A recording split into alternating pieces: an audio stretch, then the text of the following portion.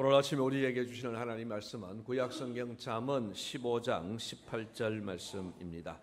구약성경 926페이지에 있는 잠언 15장 18절 한 절 말씀만 제가 봉독해 드리겠습니다. 분을 쉽게 내는 자는 다툼을 일으켜도 노하기를 더디하는 자는 시비를 그치게 하느니라. 아멘. 여러분은 분노 조절 장애라는 말을 들어보셨습니까? 분노 조절 장애라는 말은 그냥 그 단어대로 화가 나는 상황에서 그 정도를 스스로 조절하지 못하고 지나칠 정도로 표현하는 성격 장애, 이렇게 정의를 하고 있습니다. 이 이야기를 처음 들으면서 신체적으로만 장애가 있는 줄 알았는데 성격 장애도 있구나, 이런 생각을 해본 적이 있습니다. 그런가 하면은 순수 우리말에 욱이라는 말도 있습니다. 욱한다 할 때의 욱인데요. 이 욱의 뜻은 앞뒤를 헤아림 없이 격한 마음이 불끈 일어나는 모양, 이렇게 정의를 하고 있습니다. 요즘 이렇게 욱하는 사람, 또 분노 조절 장애를 가진 사람들이 점점 늘어나고 있는 추세인 것 같습니다. 여러분, 이런 사람이 있으면요, 옆에 있는 사람들은 불안합니다. 왜냐하면요, 언제 터질지 모르기 때문입니다.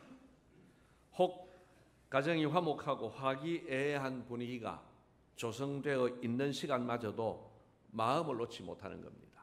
왜냐하면 언제 어떤 방식으로 어떤 포인트에서 이게 화가 터져 나올지 모르기 때문입니다. 이런 사람이 직장이나 교회에 있어도 불안하기는 마찬가지일 겁니다. 그런데 요즘은 좀 더 심한 사람들이 등장을 했죠.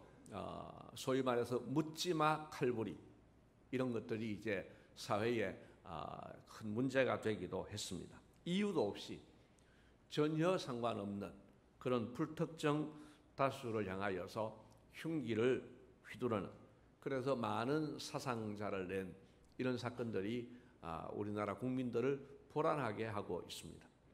그래서 불안감을 느낀 사람들이 지금 찾고 있는 게 뭐냐 하면 호신용품이랍니다.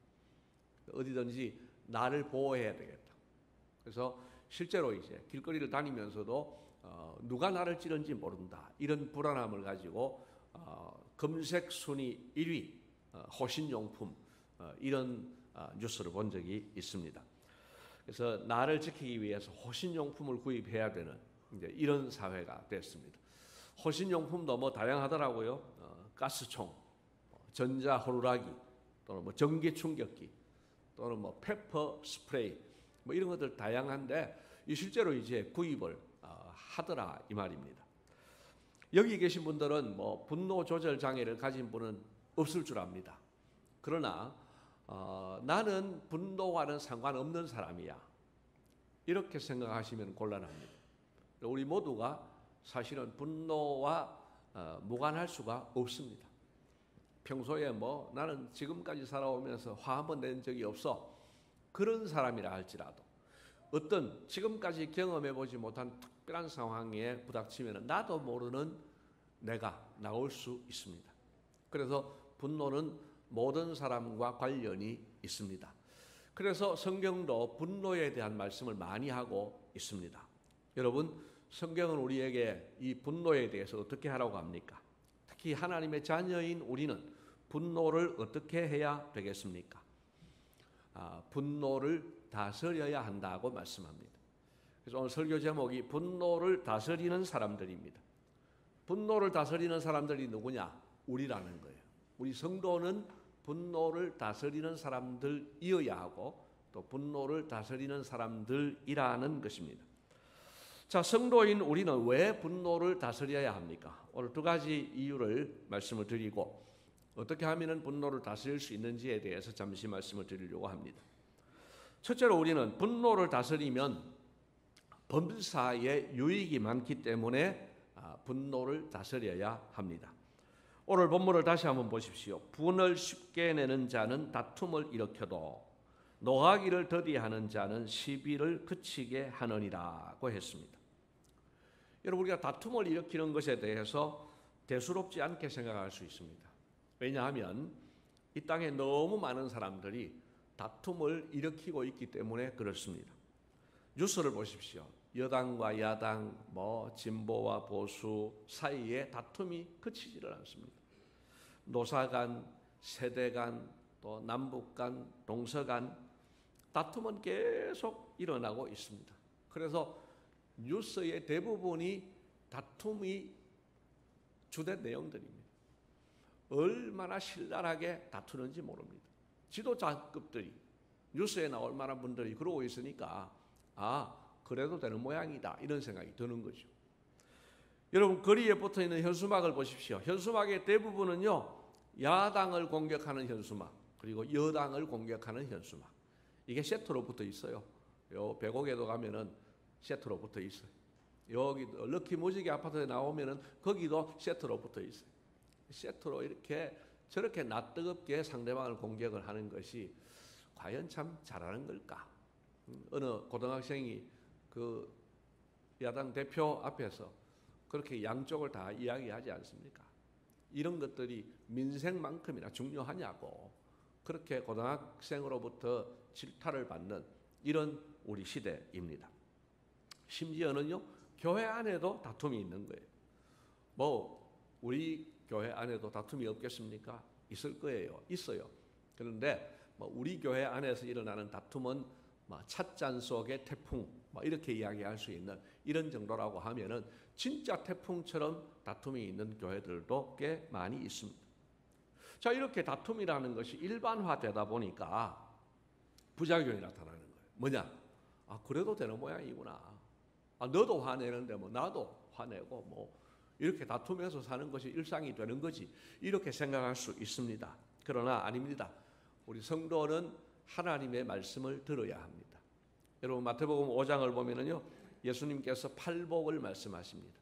그 팔복은 성도 한 사람 한 사람이 가져야 될 8가지 성품이고 그 8가지 성품은 모아놓으면 바로 예수님의 성품입니다.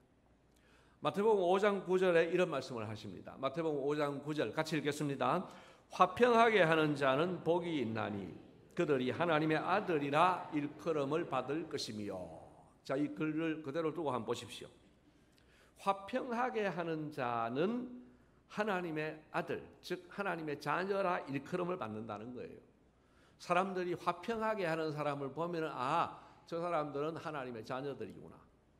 바꾸어 말하면 하나님의 자녀는 화평하게 하는 자라는 것입니다. 오늘 우리 어떤 사람이라고요? 화평하게 하는 자라. 이 말씀을 묵상해 보면 성도가 다툼을 일으키는 것은 참 어울리지 않는 일입니다. 그래서는 안 되는 일이라고 말씀을 하는 겁니다. 반면에 시비를 그치게 하는 것은 정말 값진 일이고요. 성도다운 일입니다. 이 두 가지 정반대의 결과가 무엇으로 인해 결정됩니까? 분을 쉽게 내면 다툼을 일으키고 노하기를 더디하면 시비를 그치게 한다는 겁니다. 이제 자막 내려도 되겠습니다. 여러분 분노를 다스리는가 못 다스리는가 여부에 따라서 다툼이 일어나기도 하고 오히려 시비를 그치게 할 수도 있다 하는 것입니다. 잠언 14장 29절에는 이런 말씀이 있습니다. 같이 읽겠습니다. 노하기를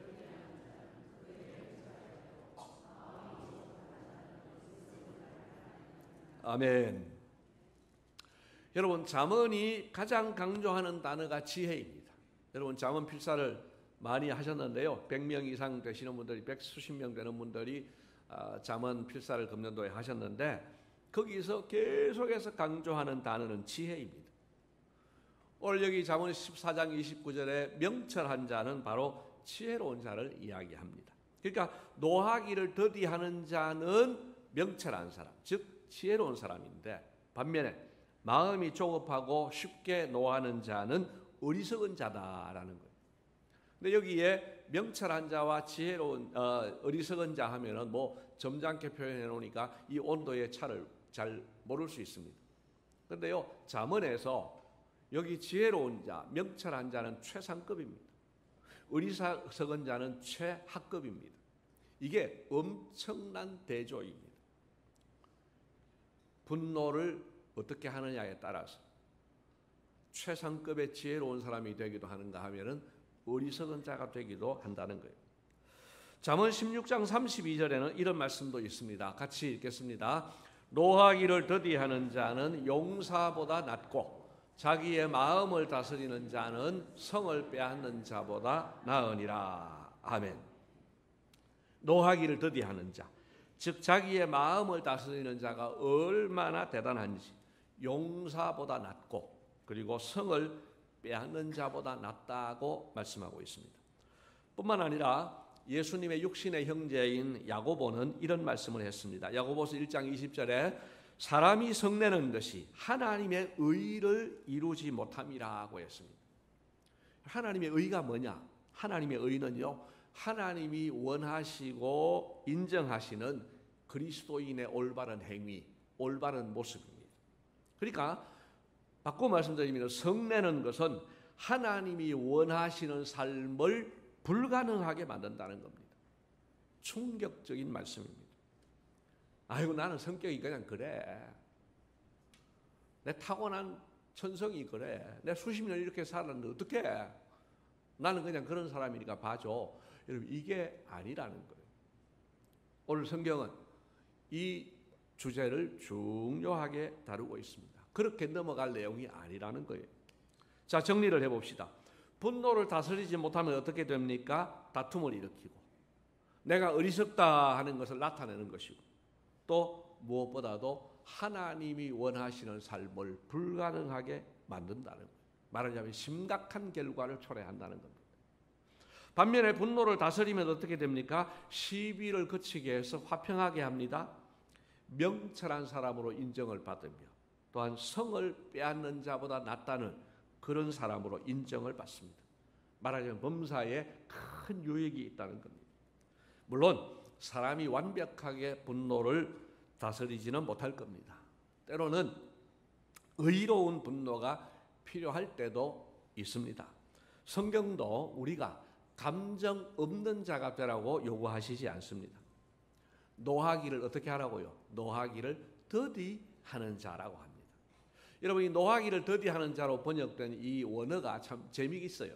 이 원어의 뜻이 뭐냐 하면은 콧구멍이 긴 사람. 이게 원어상의 의미예요. 콧구멍이 뭐냐?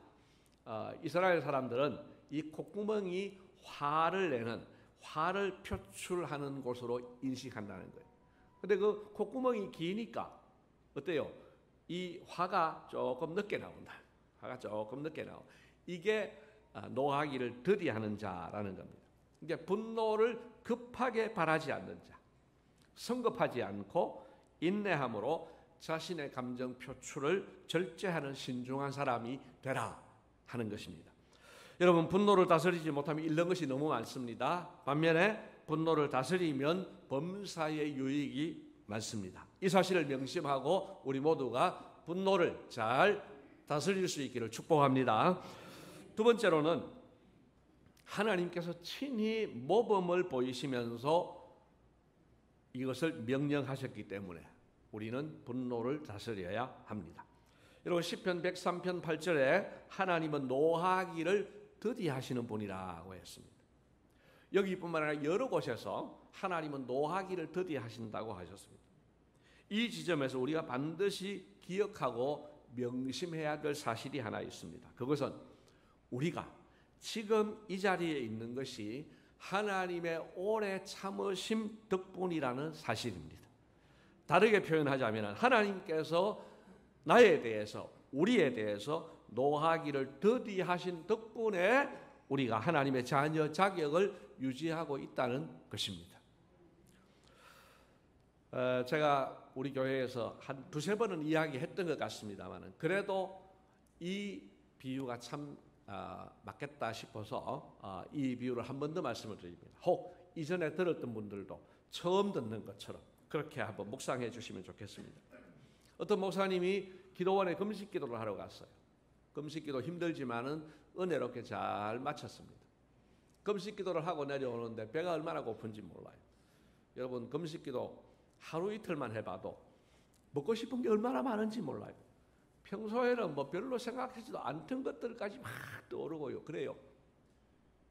이 목사님도 그랬어요. 그래서 내려오는데 어디서 기가 막힌 냄새가 나는 거예요. 보니까 참외 냄새. 보니까 참외밭이 있어. 그래서 뭐 생각할 것도 없이 참외밭에 갔어요. 가가지고 주인한테 사 먹으려고 가서 보니까 원두막에 주인이 없는 거예요. 기다립니다. 기다려도 주인은 나타나지 않고 참외 향기는 너무 좋고, 그래서 생각이 돌아갑니다. 먼저 깎아 먹고 먼저 따먹고 주인 오면 돈 주지. 그래서 기분 좋게 따먹었어요. 따먹었는데 사람이 기다려도 사람이 오지 않는 거예요. 그래서 뭐 밤을 새울 수도 없고, 그래서 그렇게 하고 이제 어쩔 수 없이 찜찜하지만은 집으로 왔어요.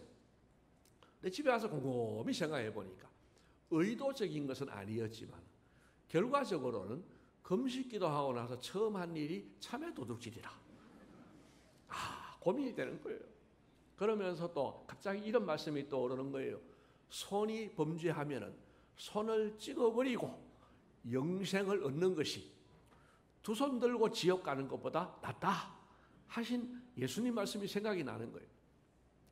이걸 한번 대입을 시켜봤습니다. 제일 먼저 코가 냄새를 맡았으니까 코를 베어버리고, 그 다음에 이제 눈이 참외밭을 봤어요. 눈을 뽑아버리고, 그리고 뚜벅뚜벅 걸어갔으니까 발도 다리도 잘라야 되고, 그 다음에 참외를 손으로 깎았어요. 따가지고, 그래서 이 손도 잘라야 되겠고, 입에 넣어서 씹고 혀로 삼키고 했으니 혀도 치아도 다 뽑아버리고 소화기관 다 내어버리고, 아이고 참외 하나 깎아 먹었는데 남는 게 하나도 없어요. 그러면서 깨닫는 것이 내가 하나님의 은혜로 지금까지 살아왔구나. 내가 하나님의 자녀 자격을 유지하고 천국 갈 수 있는 것도 하나님이 나를 오래 참아주신 덕분이구나. 내가 목사를 할 수 있는 것도 하나님의 오래 참아주신 덕분이구나. 이런 생각이 든 거예요. 그래서 이분이 친구에게 전화를 했습니다. 친구야, 내가 금식 기도하고 받은 은혜보다 참외 도둑질하고 받은 은혜가 더 컸다네. 깨달음이 온 거예요. 저를 생각해도 그렇습니다. 하나님께서 저의 잘못을 따라 하나하나 징벌하셨다면 저는 벌써 죽어서 지옥 갔을 겁니다. 하나님께서 오래 참아주시고 노하기를 더디하신 덕분에 오늘도 살아 있습니다. 그 덕분에 지금 설교를 하고 있습니다. 여러분은 어떻습니까? 여러분에게도 이 깨달음이 있기를 축복합니다. 특별히 도덕적으로나 영적으로 꽤 괜찮은 사람이라고 생각되시는 분들, 여러분 이 부분에서 깨달음이 있어야 됩니다. 나는 괜찮은 사람이니까, 나는 그 정도는 아니야. 이렇게 내 자신에 대해서 자신만만한 여러분, 진짜 자신만만한지 살펴보시고 정말 하나님이 오래 참아주신 덕분에 내가 오늘 이렇게 살아있다, 이것을 인정하게 되시기를 축복합니다. 여러분, 나에 대해서, 우리에 대해서 오래 참아주시고 노하기를 더디하신 그 하나님께서 우리에게 명령하셨습니다. 야고보서 1장 4절에 인내를 온전히 이루라. 그리고 1장 19절에는 듣기는 속히 하고 말하기는 더디하며 성내기도 더디하라. 그렇게 말씀합니다. 또한 에베소서 4장 26절로 27절에는 이런 말씀 주시는데요. 같이 읽겠습니다. 분을 내어도 죄를 짓지 말며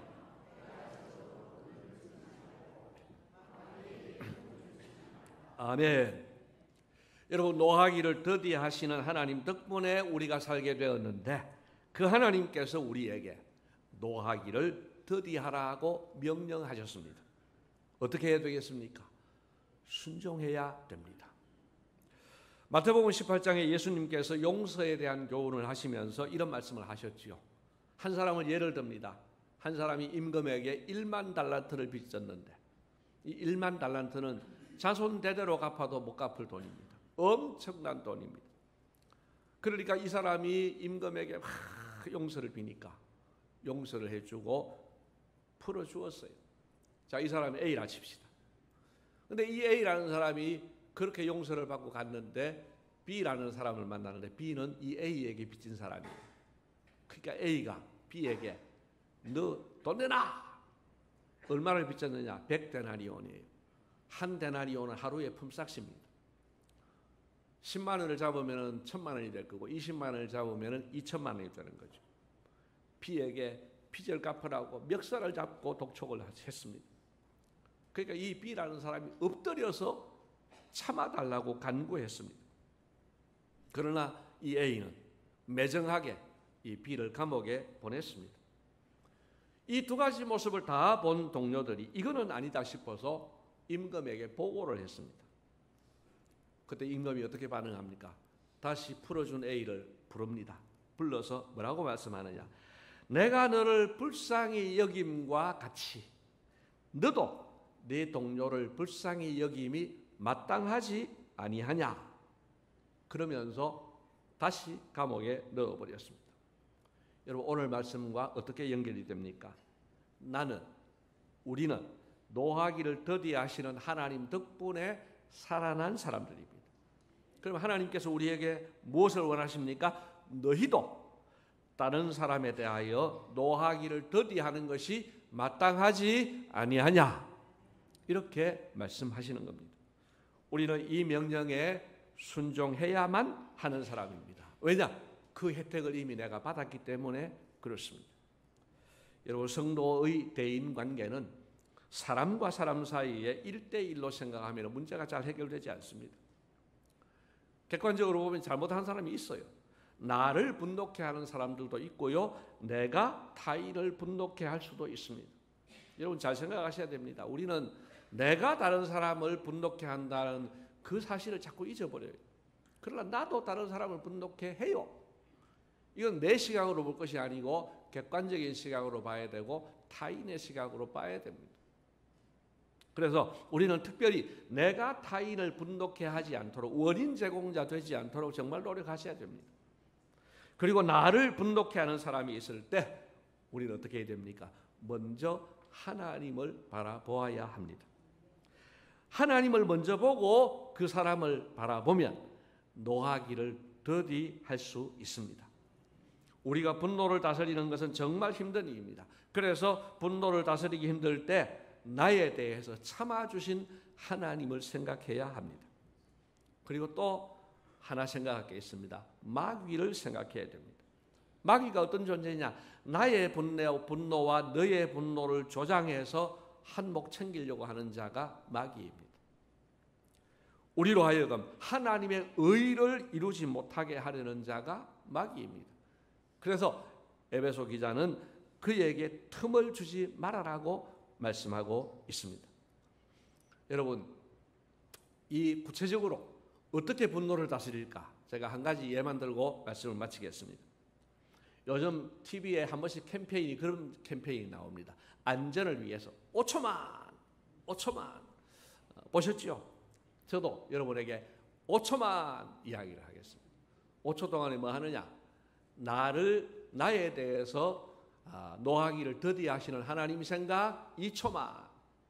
그리고 내가 이렇게 하면은 제일 좋아할 놈이 마귀다. 마귀 생각 2초. 하나님 생각 2초, 마귀 생각 2초 하고 마지막 1초 도와주세요. 하나님이 도와주셔야 돼요. 그래서 여러분 5초만 따라합시다. 5초만. 네, 5초만. 네. 여러분 우리가 노 안 하기가 힘들어요. 그러나 분노하기를 더디하는 데는 이것만 해도 도움이 될 겁니다. 한번 해보세요. 5초만. 하나님 생각 2초. 나에 대해서 참아주신 하나님 생각 2초. 내가 화내면은 결국은 좋아할 놈은 마귀다. 마귀 생각 2초. 그래도 내가 안 되니까 도와주세요 성령 1초.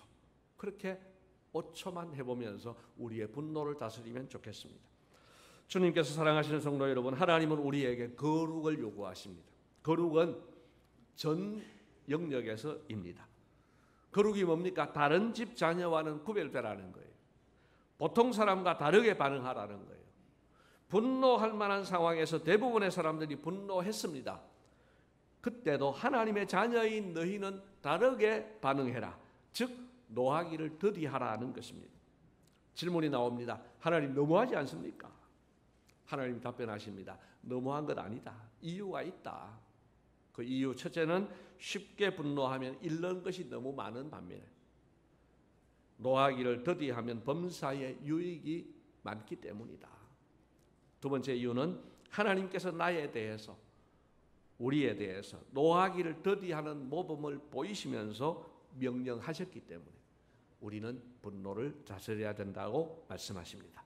부디 이 5초만 좀 생각하면서 주님의 모범을 따라 또한 주님의 명령을 따라서 분노를 다스리고 화평케 하는 사람 되시기를 주님의 이름으로 축복합니다. 고맙습니다. 주님. 오늘도 주님 앞에 나와서 예배드리게 하시고 또한 우리의 받은 은혜를 생각하고 또 우리가 분노를 다스려야 하는 사람이라는 사실을 깨닫게 해주셔서 감사합니다. 주님, 분노를 다스리고자 하나 우리가 약해서 잘 되지 않을 때가 있습니다. 주님 도와주시기를 원하옵나이다. 나에 대해서 노하기를 더디하신 하나님을 묵상하게 하시고 또한 나의 분노를 통해서 나를 망가뜨리려는 마귀를 생각하게 하시고 또 성령님의 도우심을 받아서 우리가 분노를 잘 다스리게 하여 주시옵소서. 그래서 우리의 주변들이 화평케 하여 주시옵소서. 우리의 가정과 교회가 직장이 화평케 하여 주시옵소서. 감사하옵고 예수님 이름으로 기도드리옵나이다. 아멘.